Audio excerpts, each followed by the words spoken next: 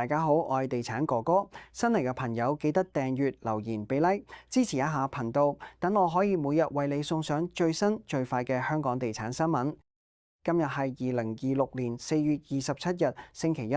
差餉物業估價署前日剛剛發表香港物業報告2026，數據顯示2025年住宅市場全面復甦。售價喺連續3年跌勢之後，錄得溫和升幅，交投量更升至4年新高。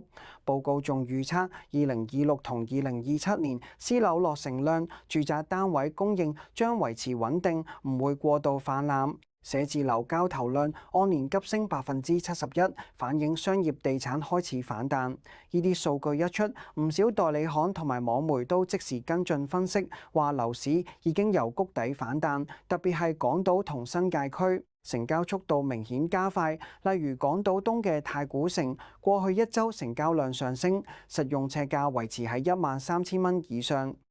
講講新盤，恒基地產、希慎興業同帝國集團合作發展嘅巨型項目紅磡首案，昨日累收逾7600飛，超額認購22倍。今日首輪銷售218伙，即日沽清，吸金逾數億。發展商即日加推新一張價單，定價策略務實，兩房單位主力，開價相對合理。呢個盤位處雙口岸生活圈，交通方便，近高鐵同埋東涌線，家庭客特別中意。預計次輪銷售都會大旺。代理行中原地產同美聯物業都出咗報告，話首案嘅尺價預計維持喺18000至2萬蚊之間，遠高於二手，反映一手市場熱錢湧入，加上利率環境改善，投資價值明顯。大圍柏傲莊3 5年前爆質量危機，拆卸重建，過去週末首輪88伙現樓沽清，吸金逾32億。啟德海灣2期同樣週末開賣，